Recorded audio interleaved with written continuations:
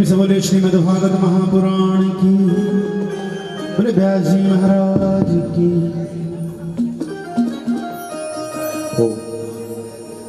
विघ्नध्वांत निवारणे कर्णेर्विघ्नाटवीहव्यवान् विघ्नव्यालकुलो विमानुकर्णो विघ्नेव पञ्चानना विघ्नतुङ्गिरिप्रवेदनपविर्विघ्नाम्बुधैर्वाणवो विघ्नगौग प्रचण्ड विघ्नपवना विघ्नेश्वर राम बसा ले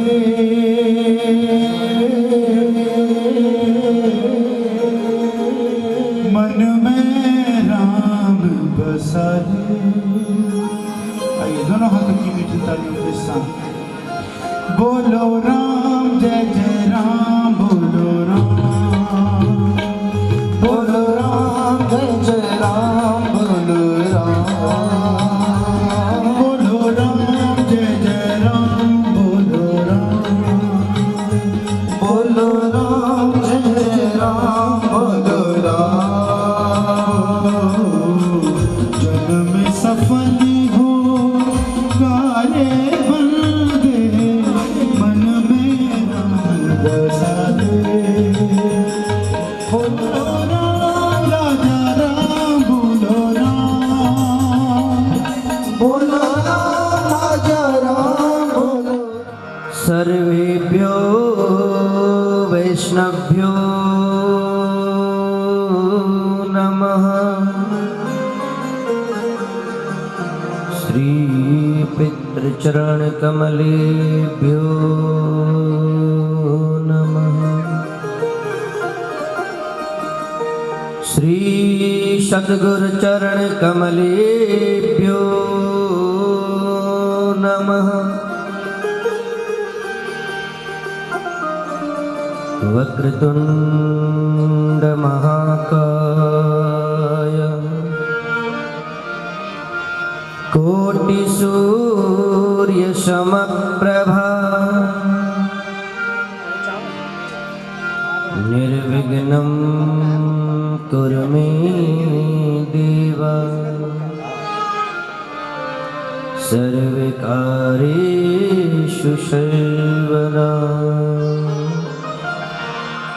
गुरु ब्रह्मा गुरुर्विष्णु गुरुर्देवो महेश्वरः, गुरु साक्षात् परब्रह्म तस्मै श्री गुरवे नमः। नमो नमो माता पिता जिनसे भया शरीर, नमो नमो गुरुदेव को जिन दिया भजन में सी। जय हो ब्रजराज की बांसुरी की, गिरधारी की जय, बनवारी की जय जय, ललिता रंग देवी विशाखा की जय जय, सुकुमारी शिराधिका प्यारी की जय जय। व्रजलता तरु बैठ के पल भर करूं विश्राम, व्रजरज मुख में डार के सब बोलो श्री राधे श्याम, सब बोलो श्री राधे श्याम, सब बोलो श्री राधे श्याम। बोलिए वृंदावन बिहारी लाल की जय, बोलिए वेदव्यास जी भगवान की जय, बोलिए सुखदेव जी भगवान की जय, बोलिए परीक्षित जी महाराज की जय, बोलिए सियावर रामचंद्र भगवान की जय, बोलिए हनुमान जी महाराज की जय, बोलो गंगा मैया की जय, बोलिए यमुना मैया की जय, बोलो भगवान की जय। बोलो सब संतन की जय। बोलो श्रीमद् भागवत महापुराण की जय। जय जय श्री राधे, जय जय श्री राधे, जय जय श्री राधे श्याम। आइए मन और वाणी को पवित्र करने के लिए कुछ क्षण भगवान संकीर्तन नाम, तब जाकर के भगवान की कथाओं में हम चलेंगे। मीठी मीठी तालों के साथ भगवान को मनाते हुए, परमात्मा को बुलाते हुए सभी के अपने हृदय में भगवान को प्रकट करना है। आइए परमात्मा गोविंद, हम आपकी कथा श्रवण करने जा रहे हैं। हमारा मन, हमारी वाणी केवल आपके चरणों से लगी रहे, ऐसी कामना करते हुए निकुंज में विराजे घनश्याम राधे राधे। निकुंज में विराजे घनश्याम राधे राधे। निकुंज में विराजे घनश्याम राधे राधे। निकुंज में विराजे घनश्याम राधे राधे। निकुंज में विराजे घनश्याम राधे राधे। राधे राधे घनश्याम राधे राधे। श्याम राधे राधे घनश्याम राधे राधे। श्याम राधे राधे घनश्याम राधे राधे। श्याम राधे राधे घनश्याम राधे राधे। कुंज में विराजे घनश्याम राधे राधे। कुंज में विराजे घनश्याम राधे राधे। श्री राधे।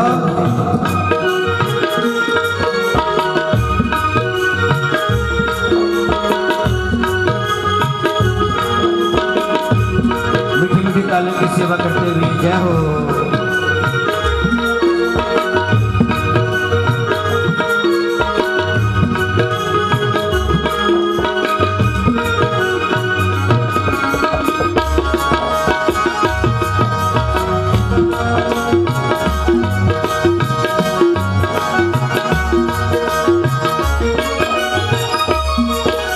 श्याम राधे राधे। श्याम राधे राधे घनश्याम राधे राधे। श्याम राधे राधे घनश्याम राधे राधे। श्याम राधे राधे घनश्याम राधे राधे। कुंज में विराजे घनश्याम राधे राधे। कुंज में विराजे घनश्याम राधे राधे। कुंज में विराजे घनश्याम राधे राधे। घनश्याम राधे राधे। कुंज में विराजे घनश्याम राधे राधे।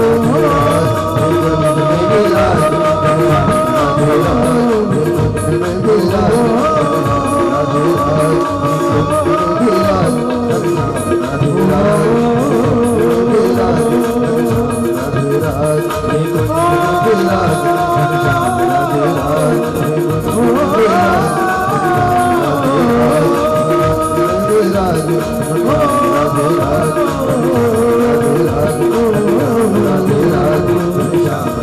राधे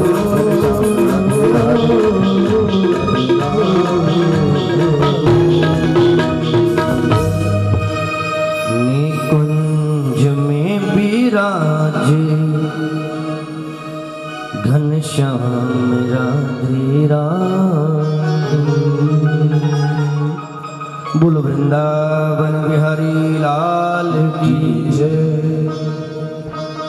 अनंत कोटि ब्रह्मांड नायक सर्वेश्वर भुवनेश्वर चराचरेश्वर सर्वाधिपति हृदयाधिपति त्रिभुवनपति राधारमण बाधाहरण केवल आधार नंद नंदन यशोदानंदन श्री बलदाऊ भ्राता श्राचक शुक्रता जगत जननी लक्ष्मी व्रता श्री वृंदावन बिहारी लाल जी की वांगमयी प्रतिमूर्ति श्रीमद् भागवत भगवान के चरणों में मेरा कोटि कोटि प्रणाम।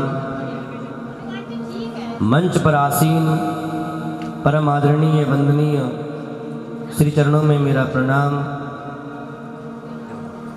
सभी संत विद्वत समाज सभी विप्रों के चरणों में मेरा कोटि कोटि प्रणाम। दूर दूर से आई हुई सभी श्रद्धालु भक्तिवती माताओं को मेरा व्यासपीठ से हार्दिक अभिनंदन। भगवान की कथा के रसिक हरिभक्त गौभक्त सभी भक्तों को मेरा व्यासपीठ से साधुवाद और छोटे बच्चों को मेरा श्री राधे और इस यज्ञ के मुख्य आयोजक कर्ता जोशी परिवार को मेरा व्यासपीठ से हार्दिक अभिनंदन। पूज्य माता जी माया देवी इनके पुत्र सुनील जोशी जी धर्मपत्नी जया जोशी इनके पुत्र उज्जवल और सिद्धांत इनको भी मेरा व्यासपीठ से हार्दिक अभिनंदन। इनके चाचा जी दामोदर प्रसाद जी धर्मपत्नी दीपा देवी श्री जगतराम जी धर्मपत्नी गंगोत्री देवी श्री भगत राम जी धर्मपत्नी उषा देवी और श्री ओम प्रकाश जी धर्मपत्नी किरण देवी श्री नागेंद्र प्रकाश जी धर्मपत्नी कांति देवी श्री वेद प्रकाश जी धर्मपत्नी मंजू देवी इनको भी मेरा व्यासपीठ से हार्दिक अभिनंदन। पूज्य माता शोभा देवी जी श्री बिलोचन जी धर्मपत्नी विमला श्री विपिन जी धर्मपत्नी अंजलि श्री राकेश जी धर्मपत्नी कांची देवी इनको भी मेरा व्यासपीठ से हार्दिक अभिनंदन। सुनील जी की जो बहनें हैं श्री हरीश ध्यानी जी धर्मपत्नी विजया श्री राधेश्याम दशमाना जी धर्मपत्नी सुनीता श्री रोशनी थपलियाल जी धर्मपत्नी स्वर्गीय श्री सतीश थपलियाल जी इनको भी मेरा व्यासपीठ से हार्दिक अभिनंदन साधुवाद। सब पर भगवान ठाकुर जी की कृपा हमेशा बनी रहे। आज भगवान की कथा को सुनने जा रहे हैं। ठीक 6 दिनों तक हमने इस पावन गंगा को श्रवण किया है, खूब भगवान के नाम की डुबकियां लगाई है और आज सप्तम दिवस की जो कथा है उसको हम सुनने जा रहे हैं। पुण्य आत्मा जीवानंद जोशी जी की पुण्य स्मृति में उनके सुपुत्र सुनील जोशी जी ने अपने पूरे परिवार को मध्य रखते हुए अपने पिता को पुण्य आत्मा जीवानंद जोशी जी के पुण्य स्मृति में इतना बड़ा आयोजन किया। 7 दिन कब निकल गए हैं कुछ पता नहीं चला। कल इस समय सब लोग अपने अपने घर को चले जाएंगे, सब अपने अपने घर पर रहेंगे। भगवान की कृपा से 7 दिन तक हमने भगवान की कथाओं को श्रवण किया और आज विराम दिवस की कथा को सुनने जा रहे हैं। पहले दिन भी मैंने कहा था कि भगवान की कथा हर किसी को प्राप्त नहीं हो पाती। भाग्योदयेन बहुजन्म समर्जितेन, कहा कि एक जन्म का नहीं, जब कल्प कल्पांतर के भाग्य उदय होते हैं तब जाकर के हमें ऐसा सत्संग, तब जाकर के भगवान की कथाओं को हम सुन पाते हैं। जितने भी भक्त लोग आए, जितने भी क्षेत्रवासी कथा सुनने के लिए आए, सबका सहयोग कथा में रहा है। हर किसी ने भक्ति भाव से कथा में सहयोग किया है। अगर चाहते तो क्यों करते? सुनील जी का कार्य वो अपने आप करेंगे, लेकिन नहीं, सबने उस कथा को अपना कार्य समझ करके सबने हाथ बढ़ाया है। तो आज कथा विराम की ओर पहुंच गई। रही जिंदगी तो मिलेंगे दोबारा, और मिलन आज तक था हमारा और तुम्हारा।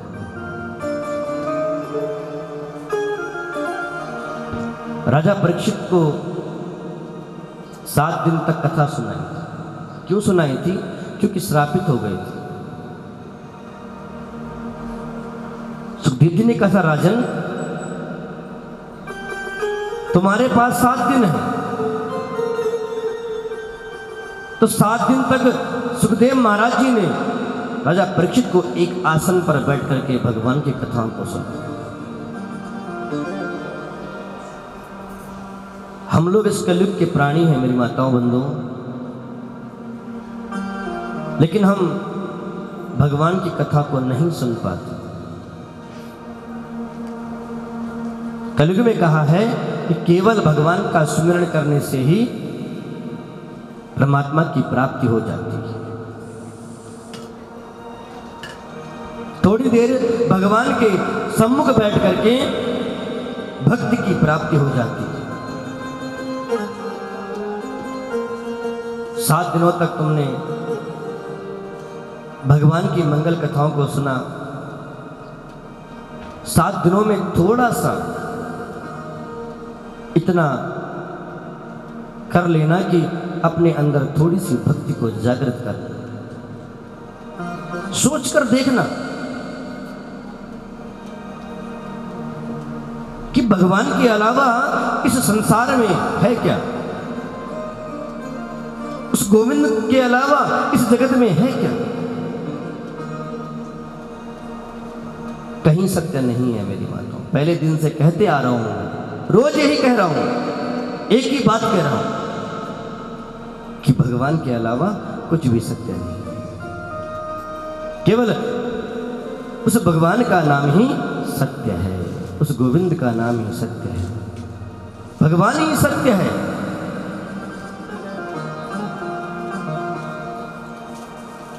तो आइए कथा की ओर चलते हैं। अंतिम दिवस की कथा हम श्रवण करने जा रहे हैं। कल तक की जो हमने कथा सुनी थी, वो कथा हमने हमारे ठाकुर जी का विवाह मां अंबा मां रुक्मणी के साथ हुआ। किस तरह से हुआ कि बीच सभा से मां अंबिका के मंदिर से भगवान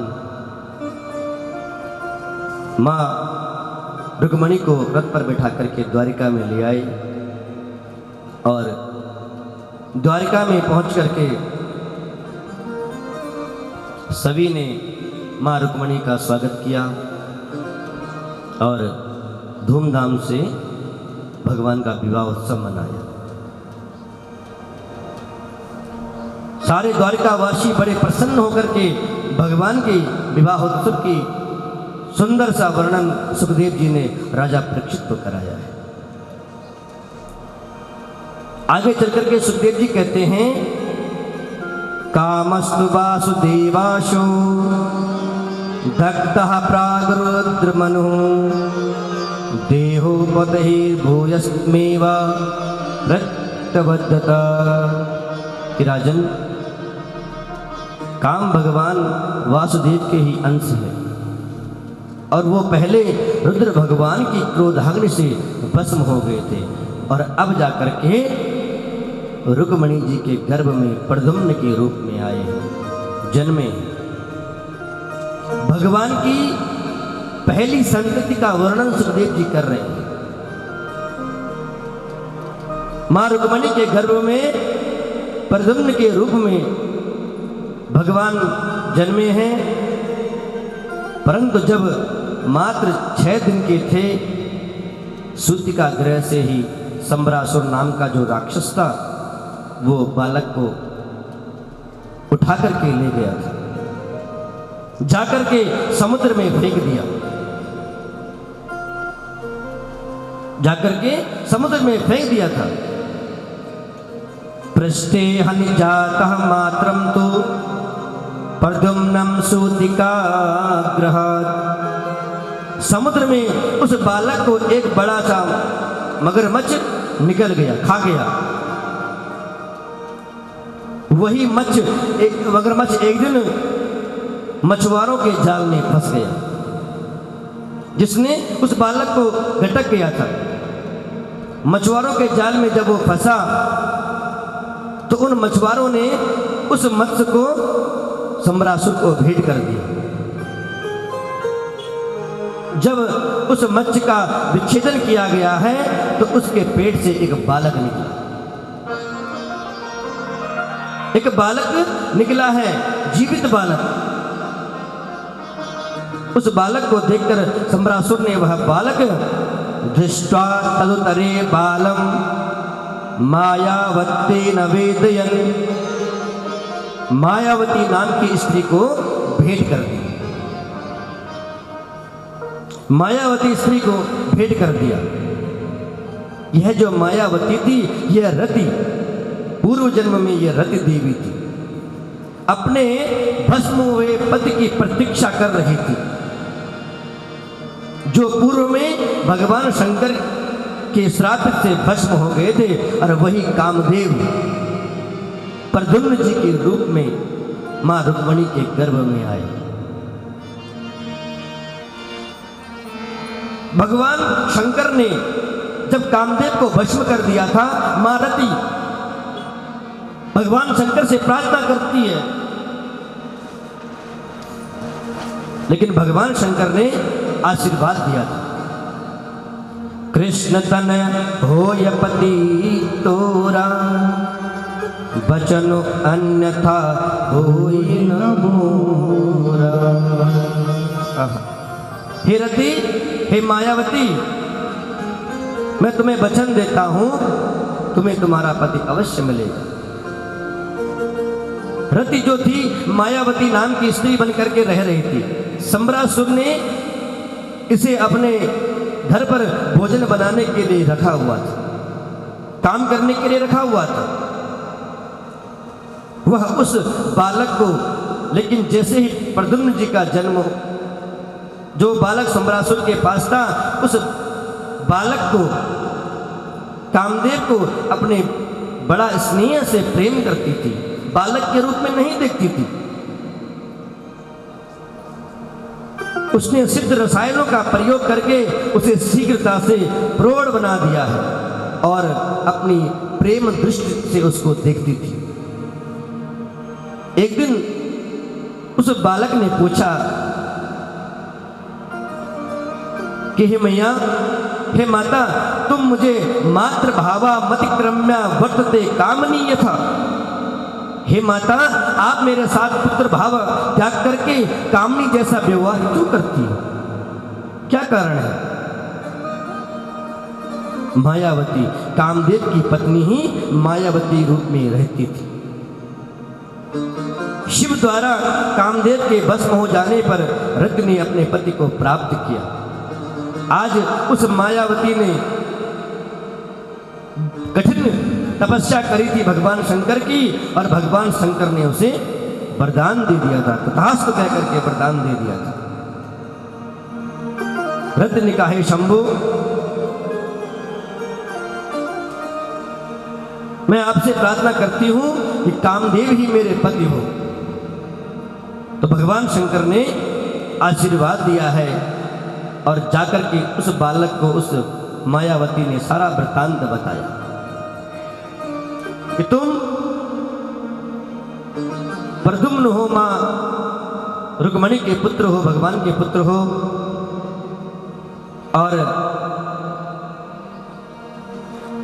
तुम्हें यहां एक मत्स्य के द्वारा लाया गया, लेकिन तुम्हारा जन्म संबरासुर नाम के दैत्य को समाप्त करने के लिए हुआ है। मैं पूर्व जन्म में आपकी पत्नी थी, आज उस बालक ने जैसे ही रति के मुख से ये सुना, तब जाकर के प्रद्युम्न महाराज जी ने उस स्त्री की बातों पर विश्वास किया। कहा कि आप भगवान शंकर के श्रापित से भस्म कर दिए गए थे, लेकिन भगवान ने आशीर्वाद दिया।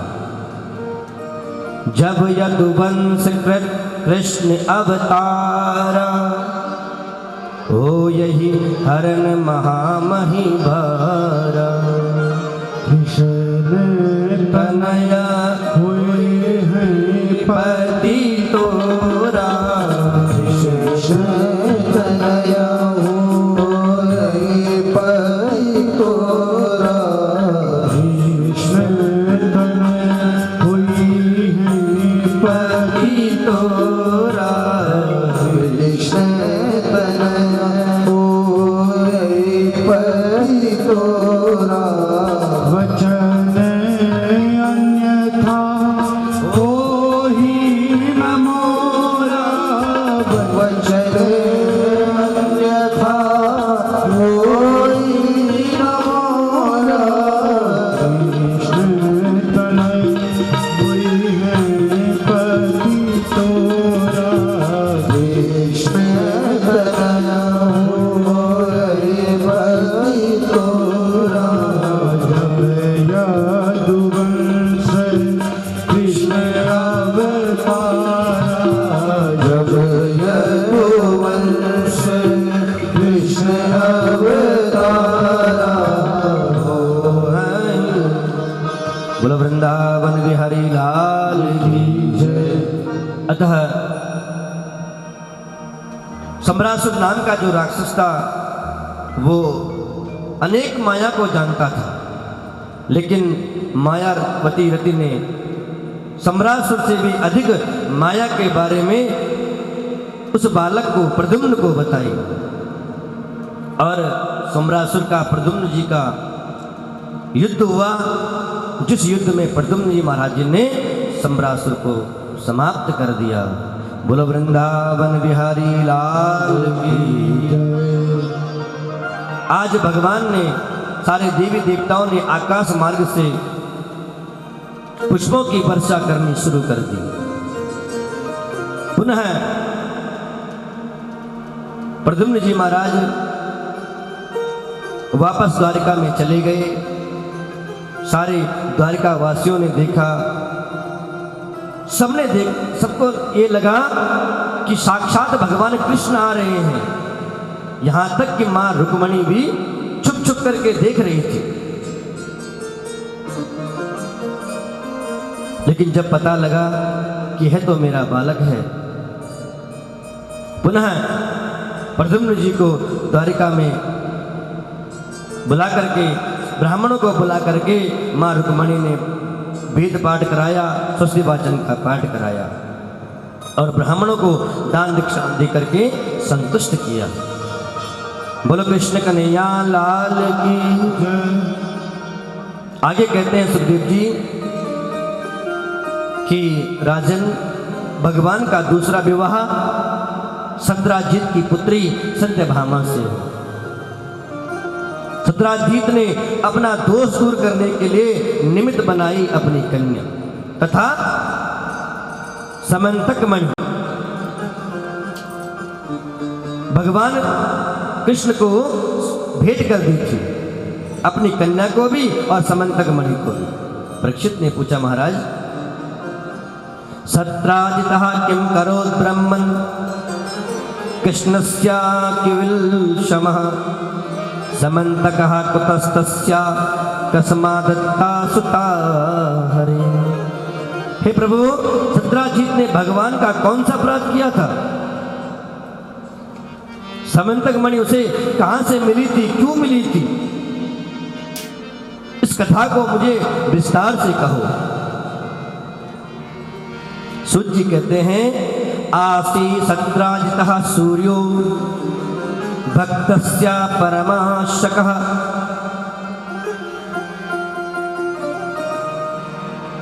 सूर्यदेव भगवान अपने परम भक्त सत्राजीत की आराधना से बड़े प्रसन्न हुए। बड़ी कठिन परीक्षा आज तपस्या करी थी सत्राजीत ने।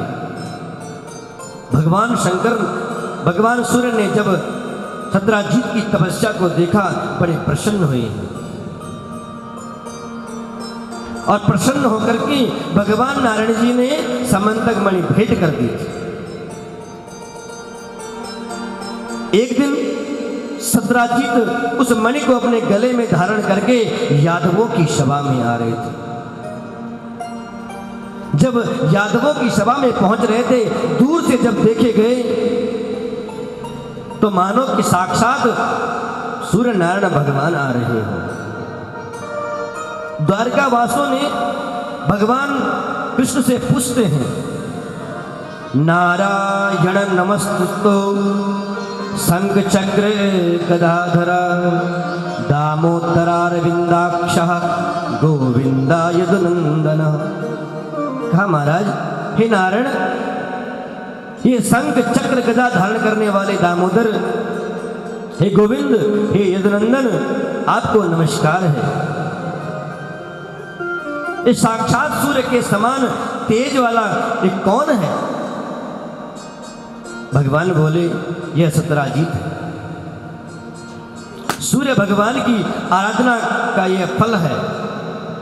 सूर्य भगवान ने इसको समंतक मणि प्रदान कर दी थी। हे द्वारका वासियों, जहां जहां ये मणि रहती है वहां महामारी, सर्प भय, मानसिक शारीरिक भय और दुर्विचार नहीं रहते, आपदाएं नहीं आती जहां ये मणि रहती है। यह प्रतिदिन 8 बार स्वर्ण देती है। भगवान ने सत्राजीत को जैसे आते देखा, सबने सत्राजीत को आते देखा। भगवान ने कहा, सत्राजीत, इस मणि को तुम उग्रसेन महाराज जी को दे दो, जिससे कि सारी ही प्रजा का कल्याण होगा।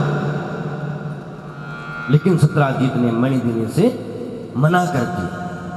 सत्राजीत को लगा कि कृष्ण को मणि को देख करके लोभ हो गया, ये मुझसे मणि से दूर करना चाहते हैं। लेकिन भगवान ने सत्राजीत की भलाई के लिए कहा था। एक दिन सत्राजीत का भाई था प्रसेन, उसने अपने भाई से उस मणि को मांगा।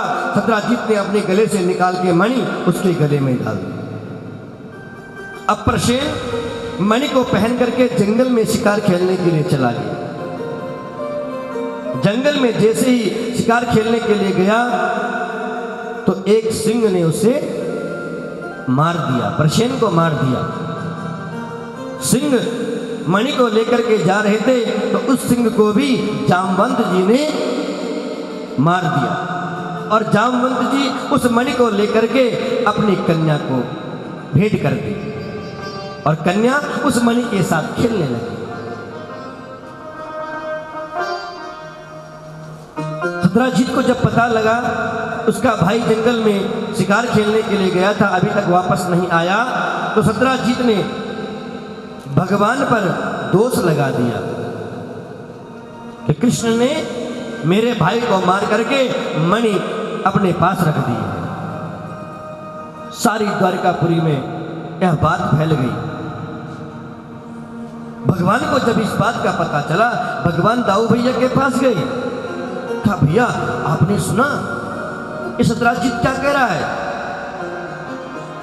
बलराम जी कहते हैं सही कह रहा है, तुम्हारी बचपन से ही चोरी करने की आदत है और ये काम तुमने ही किया है, अवश्य ये काम तुमने ही किया है। भगवान को जब लगा कि दाऊ भैया भी जब मुझे दोष कर रहे हैं, कुछ तो करना पड़ेगा। कुछ विद्वानों को, संतों को लेकर के आज मणि की खोज में भगवान चले गए। जंगल की ओर चल पड़े हैं। जंगल में जब पहुंचे तो देखा तो एक शेर मरा हुआ था, आगे एक रीछ मरा हुआ था। और एक रीछ के पैरों के निशान एक पर्वत की गुफा की ओर जा रहे थे। और उन पद चिन्हों को देख करके भगवान उन्हीं संत ब्राह्मणों के साथ चलने लगे। लेकिन जैसी गुफा आई, भगवान ने सबको बाहर खड़ा कर दिया। तुम सब लोग बाहर रहो, मैं अंदर जाकर के देखता हूं। भगवान जैसे ही गुफा के अंदर गए, गुफा के अंदर जैसे देखा कि जामवंत जी की जो पुत्री थी वो उस मणि के साथ खेल रही थी। लेकिन पुत्री ने भगवान को देखते ही शोर मचाना शुरू कर दिया। इतने में जामवंत जी आ गए। जामवंत जी जैसे ही पहुंचे, उन्होंने क्रोध में भर करके साधारण पुरुष जानकर के भयंकर युद्ध करने लगे हैं भगवान के साथ। लेकिन युद्ध 28 दिन तक ये युद्ध चलता रहा। युद्ध होता गया। अंत में जामवंत जी के शरीर की एक एक गांठ टूट गई और शरीर में से पसीना पसीना लथपथ होकर के जामवंत जी आज चरणों में गिर गए। जाने ताम सर्वभूतानां प्राण ओजः सहो बलम विष्णु पुराण पुरुषम प्रभु विष्णु मधीश्वरम। हे प्रभु, मैं जान गया हूं आप कौन हैं। आप समस्त प्राणियों के स्वामी रक्षक पुराण पुरुष भगवान विष्णु ही हैं। आप सबके प्राण मनोबल और शरीर बल है महाराज। आपने ही रावण आदि को मारा है। बिना ही परिश्रम के रावण को आपने मार दिया। आप ही कृष्ण हैं, आप ही राम का अवतार लेकर के अवतरित हुए हैं। भगवान के स्वरूप को जान गए हैं जामवंत जी। भगवान ने आशीर्वाद दिया, लेकिन भगवान ने सारी बात बताई कि इस मणि के कारण मुझे कलंकित होना पड़ रहा है। आप इस मणि को मुझे दे दो। जामवंत जी ने एक शर्त रखी। कहा प्रभु, मणि तो मैं आपको दे दूंगा, लेकिन आपको मेरी शर्त माननी पड़ेगी। भगवान ने कहा कोई बात नहीं, कैसी भी शर्त हो तुम्हारी, तुम बताओ। कहा तुमको मेरी कन्या से पहले विवाह करना पड़ेगा। भगवान ने कहा कोई बात नहीं, और जामवंत जी ने अपनी कन्या का हाथ भगवान को सौंप दिया। बोलो वृंदावन बिहारी लाल की। जामवती का विवाह भगवान के साथ कर दिया और उस मणि को भी भगवान को दे दिया। सारे जब भगवान उस गुफा से बाहर आए, जब इस रहस्य का पता चला, तो आज द्वारिका में सब लोग सत्राजित को भला बुरा कहने लगे।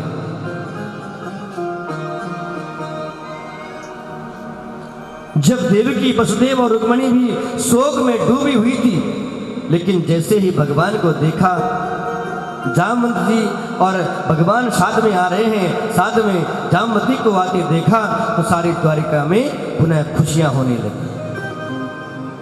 सत्राजित को बुलाया,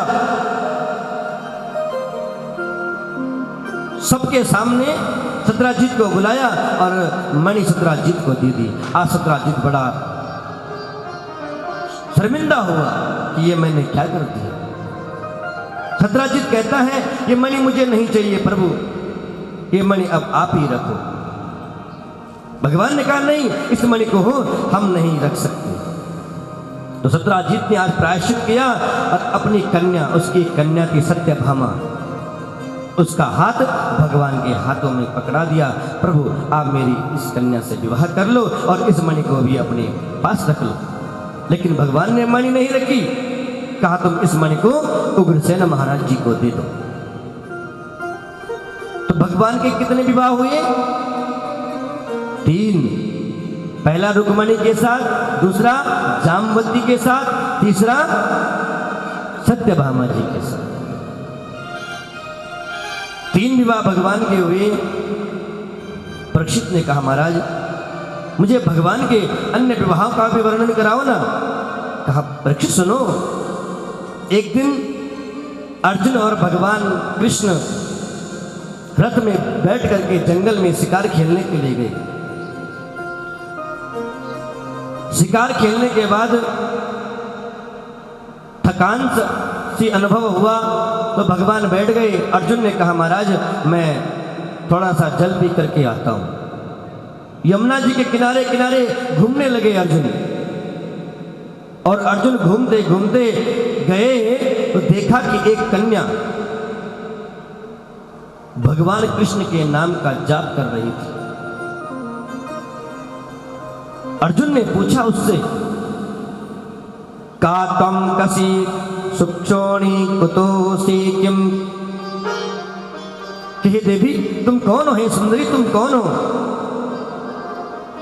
कहां से आई हो और क्या चाहती हो तुम। तो उस कन्या ने क्या कहा, अहम देवस सवितुर दुहिता पतिमिच्छति विष्णुवरेण वरदम तपः परम स्थितः। कहा है वीरपुत्र मैं सूर्य की पुत्री हूं, अपना पति ढूंढ रही हूं, तपस्या कर रही हूं और भगवान विष्णु को मैंने अपना पति बना लिया है। जब तक भगवान विष्णु मुझे दर्शन नहीं देंगे, मेरा हाथ नहीं पकड़ लेंगे, तब तक मैं तप करती रहूंगी। मेरा नाम क्या है, कालंदी महाख्याता वसासी यमुना जले। मेरा नाम कालंदी है। आज अर्जुन ने जाकर के भगवान को सारी बातें बताई कि महाराज प्रभु आपके नाम की माला फिर रही है एक कन्या कालिंदी, जाइए उसको स्वीकार करिए। भगवान जैसे ही गए भगवान ने दर्शन दिए और मां कालिंदी से भी विवाह कर दिया। बोलो वृंदावन बिहारी लाल की जय। कितने विवाह हुए, 4। याद रखना, आज पूछा जाएगा कि 7 दिनों में आपने कौन कौन सी कथाएं सुनी। अब किसी से भी पूछ सकते हैं। बोलो कृष्ण कन्हैया लाल की। ये भी तो देखेंगे कि यहां कथा सुनने आए थे या केवल प्रसाद ग्रहण करने। बोलो वृंदावन बिहारी लाल की। सुखदेव जी कहते हैं राजन, अब भगवान का 5वां विवाह हुआ मित्रवंदा जी से।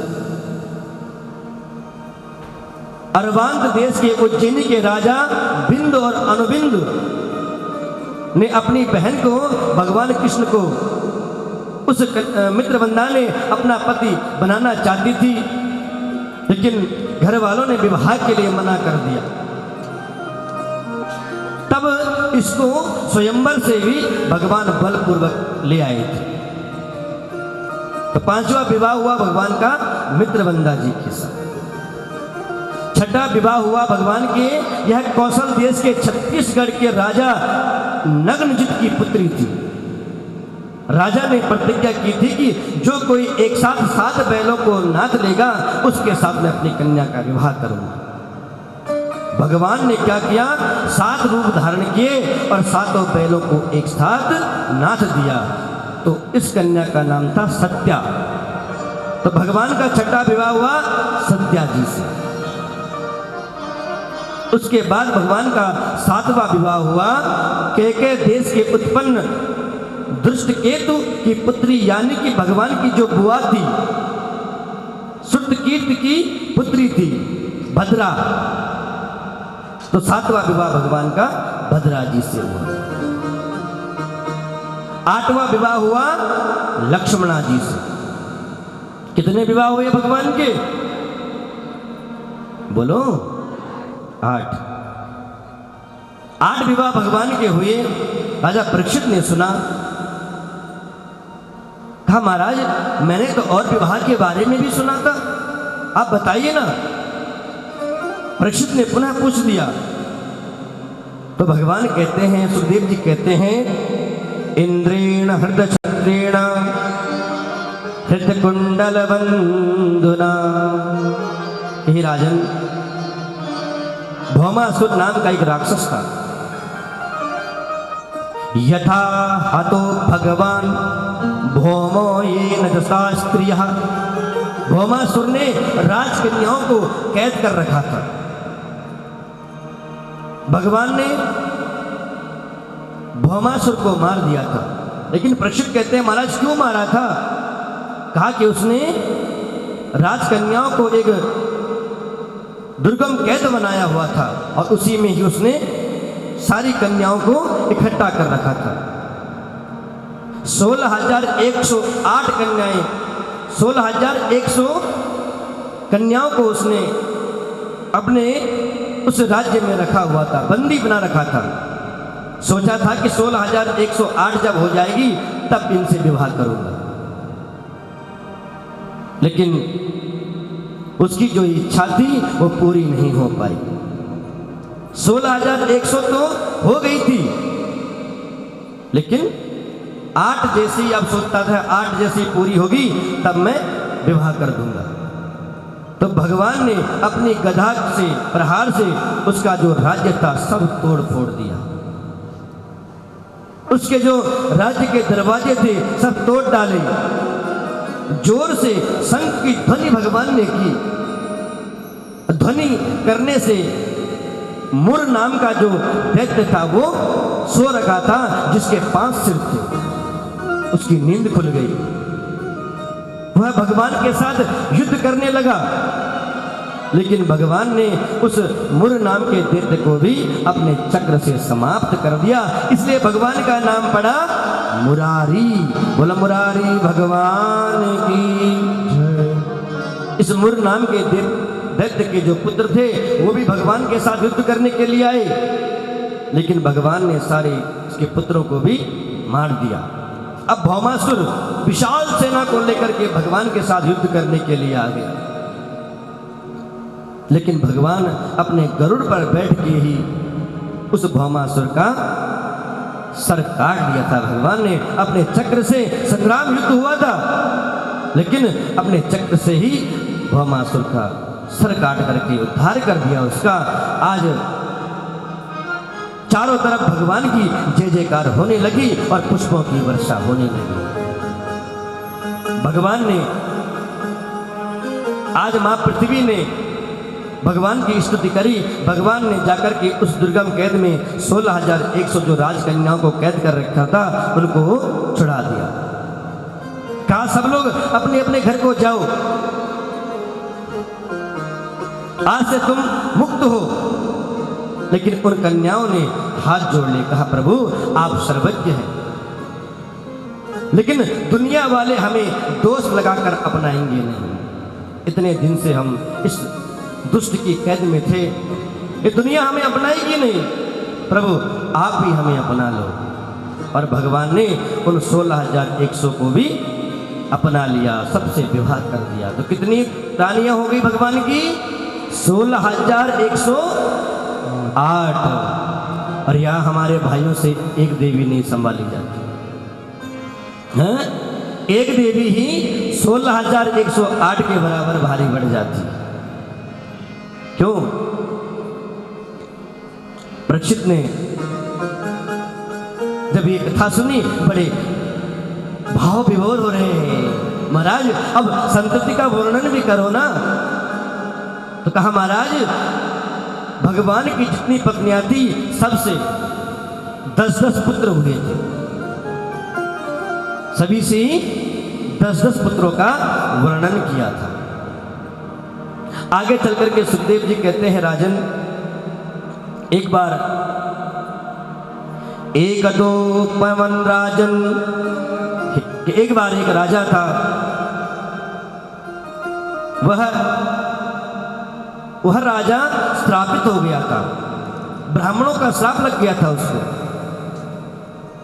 कहा परीक्षित एक समय सांब, प्रद्युम्न, चारु, भान और गद जो कि भगवान के पुत्र हैं वो एक बार उपवन में विहार कर रहे थे, खेल रहे थे। लेकिन खेलते खेलते उनको बड़ी तीव्र प्यास लग गई। जल को ढूंढने के लिए गए कि कहाँ जल मिले, लेकिन वहाँ एक कुआं था। कहा इस कुएं में जाकर के जल पी लेंगे। लेकिन कुएं के पास जैसे ही गए तो कुएं में क्या देखा, एक पहाड़ तुल्य गिरगिट पड़ा हुआ है। सारे बच्चों ने क्या किया, उसको बाहर निकालने की कोशिश करी, लेकिन वह बड़ा पर्वत के आकार का इतना बड़ा गिरगिट था कि कोई निकाल नहीं पाया। जाकर के भगवान से कहा है, भगवान आए और भगवान ने एक ही हाथ से उसको बाहर निकाल दिया। लेकिन जैसे भगवान के हाथ का स्पर्श हुआ उस गिरगिट पर, तो वह उसका जो शरीर पुनः शरीर था वह पुनः एक ब्राह्मण के रूप में, एक राजा के रूप में प्रकट हो गया। भगवान ने पूछा, अरे भाई तुम कौन हो, कहां से आए हो? कहा, हे प्रभु मैं इक्ष्वाकु पुत्र नृग नामक राजा हूं। दानियों की गणना के समय आपने मेरा नाम भी अवश्य सुना होगा। हे प्रभु, आकाश में जितने तारे हैं, पृथ्वी पर जितने धूल कण हैं और वर्षा में जितनी पानी की बूंदें हैं, उतनी मैंने गायों का दान किया हुआ है, उतनी मैंने गाय दान करी हुई है। लेकिन महाराज एक दिन किसी ब्राह्मण की गाय बिछुड़ करके मेरे गायों के साथ मिलकर के मेरे राज्य में आ गई। उस बिछड़ी हुई गाय को मैंने ब्राह्मणों को दान कर दिया। अब जिस ब्राह्मण को दान किया वो उस गाय को लेकर के जा रहा था, लेकिन जो उस गाय का असली मालिक था उसने उस अपनी गाय को पहचान लिया। उसने कहा, ब्राह्मण ये गाय तो मेरी है। उसने कहा, इस गाय को मुझे राजा ने दान करी है। दोनों ब्राह्मण उस गाय को लेकर के और राजा के पास पहुंच गए। राजा से कहा, राजन इस गाय को तुमने हमें दान करी थी, लेकिन जो असली मालिक था उसने कहा, ये गाय तो मेरी है, तुमने कैसे दान कर दी? राजा कहता है, ब्राह्मण देवता हो, तुम आपस में ऐसे लड़ो मत, तुम ऐसे मत लड़ो। मैं तुम्हें 1 लाख गाय दान कर दूंगा इस गाय की जगह, लेकिन तुम लड़ो मत। लेकिन दोनों उसी ही गाय को चाहते थे। दोनों ब्राह्मण कहते, नहीं गाय चाहिए तो हमें यही वाली चाहिए, 1 लाख गाय नहीं लेंगे हम। अब राजा करे तो क्या करे, जो असली मालिक था वो तो गाय को लेकर के चला गया। लेकिन जो दूसरे ब्राह्मण थे उनसे कहा, महाराज आप और गायों को दान ले लो, लेकिन ब्राह्मण नहीं माने। कहा कि दोनों ब्राह्मण जब पूछ रहे थे, राजन निर्णय करो, तो निर्णय करते समय मैं अपना सर हिला रहा था, क्या करूं, किसको दूं, क्या दूं, कैसे दूं। जब सर हिला रहा था तो इन ब्राह्मणों ने मुझे श्रापित कर दिया था कि जाओ तुम गिरगिट बन जाओ, और मैं उन्हीं ब्राह्मणों के श्रापित से गिरगिट बन गया था महाराज। लेकिन आपके आशीर्वाद से, आपके स्पर्श से पुनः मैं राजा बन गया। बोलो वृंदावन बिहारी लाल की जय। पुनः भगवान ने द्विविध और पौंड्रक का उद्धार किया। आगे चल करके सुखदेव जी कहते हैं, राजन चित्रम बदेद देगेनः वपुषा युग प्रथो। कहा कि एक बार नारद जी को भगवान पर मोह हो गया। गौड़ी की पूछ कमाकी, गौड़ी की पूछ कमाकी, गौड़ी की पूछ कमाकी, गौड़ी की पूछ कमाकी, जे पूछन बिकर करना,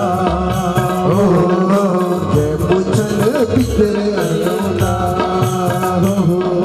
सतगुरु महाराज हमारा, जय हो माता की सेवा बताना। सतगुरु महाराज हमारा, गोमाता की सेवा बतौना। सतगुरु महाराज हमारा, माता की सेवा बतौना। सतगुरु महाराज हमारा, गौ माता की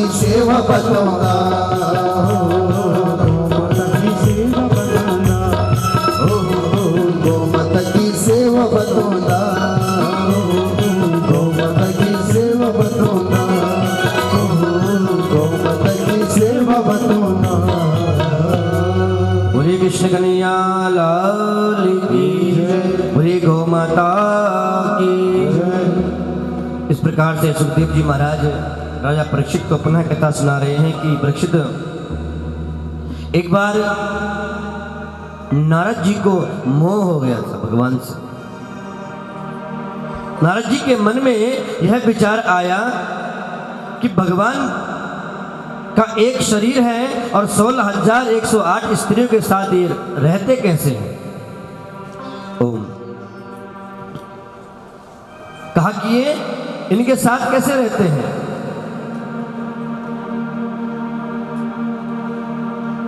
मन में विचार आया, मोह हो गया।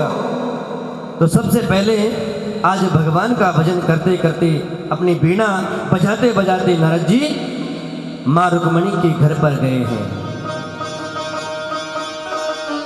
श्रीमन नारायण नारायण नारायण, श्रीमन नारायण नारायण नारायण, श्रीमन नारायण नारायण नारायण, श्रीमन नारायण नारायण नारायण, श्रीमन नारायण नारायण नारायण, श्रीमन नारायण नारायण नारायण।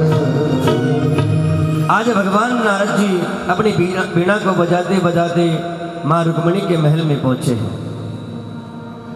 जैसे ही पहुंचे हैं मां रुक्मणी को प्रणाम किया है। आज नारद जी को आते ही देख करके मां रुक्मणी ने स्वागत किया है।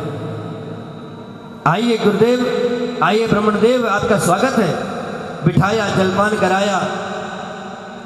आज पूछा है मैया से कि भगवान आपके साथ कब कब रहते हैं। मां रुक्मणी ने कहा, गुरुदेव ये कोई पूछने की बात है, भगवान तो हमेशा मेरे ही साथ रहते हैं। कहा अच्छा, हाँ हाँ। इतने में भगवान अपना ध्यान पूजा करके बाहर आए। अरे नारद जी आप कब आए।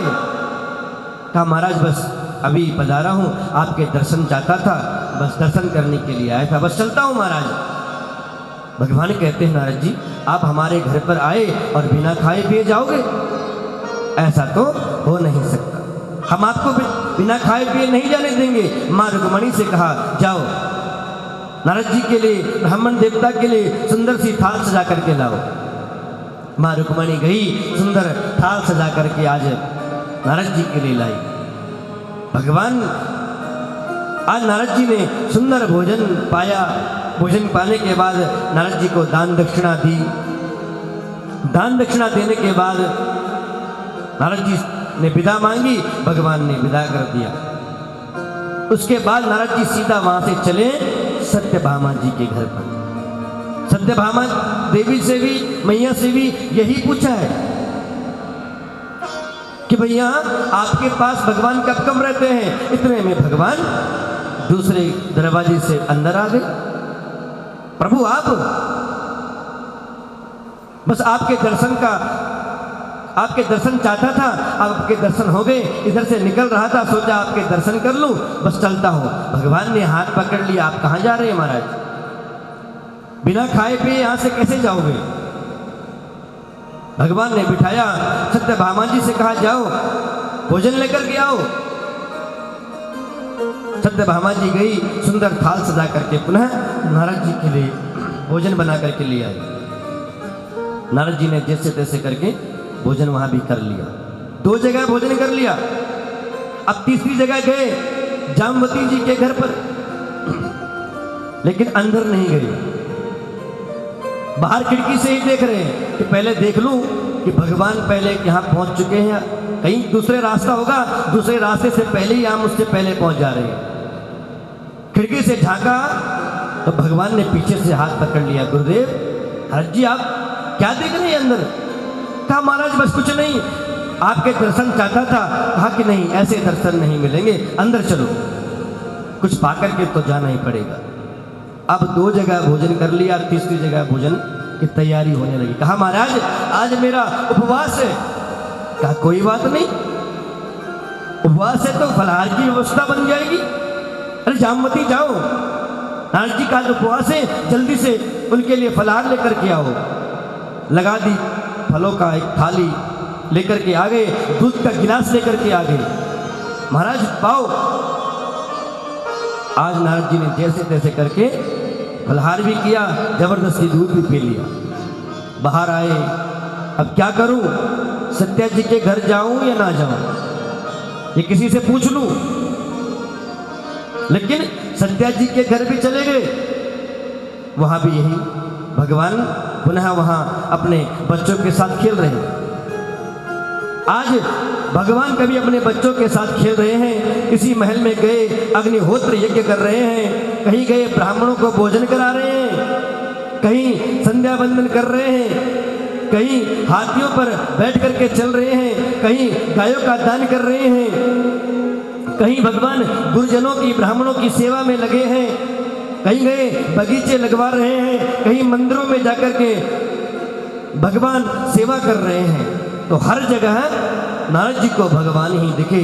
तब जाकर के ज्ञान हुआ कि अरे मुझे तो मोह हो गया था, लेकिन भगवान सर्वत्र है, हर जगह भगवान है, हर जगह परमात्मा की छवि है। जितनी रानियां थी भगवान की, उतने भगवान के स्वरूप थे। हरि व्यापक सर्वत्र समाना,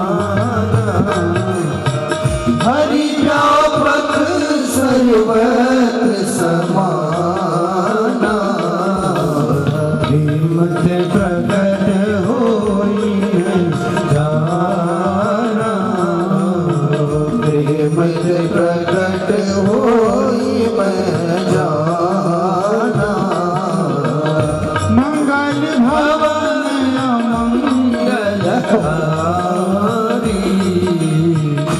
मंगल भवन अमंगल हारी, दशरथ अधीर बिहारी, प्रभु दशरथ अजीर बिहारी। बोले कृष्ण कन्हैया लाल की जय।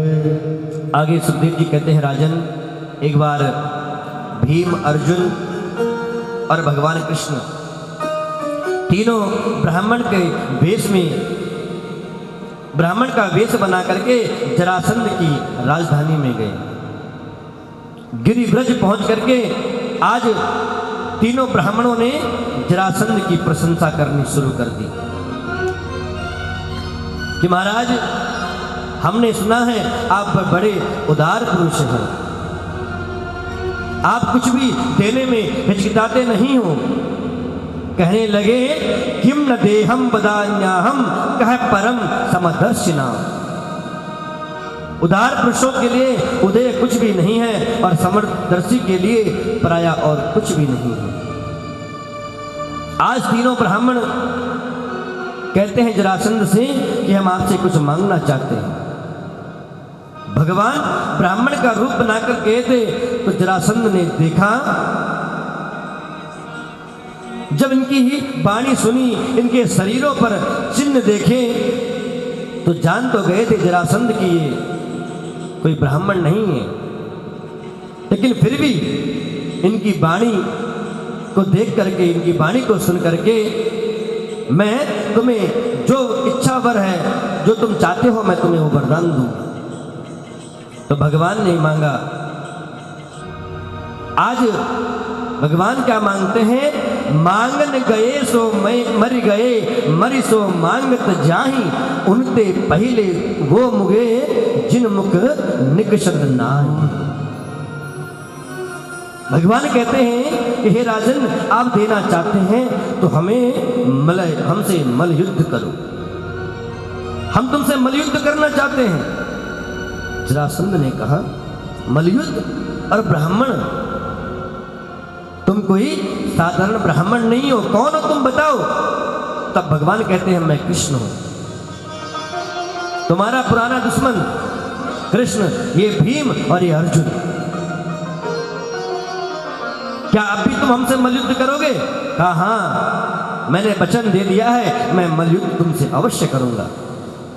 लेकिन कृष्ण, तुम तो डरपोक हो, तुम तो रणभूमि से भाग करके चले गए थे। मैं डरपोक के साथ युद्ध नहीं करता, और अर्जुन मुझसे उम्र में छोटा है, इसलिए मैं अर्जुन से भी युद्ध नहीं करूंगा। हाँ, भीम मेरी बराबरी का है, मेरे जैसा बलवान है, इसलिए मैं युद्ध भीम से करूंगा।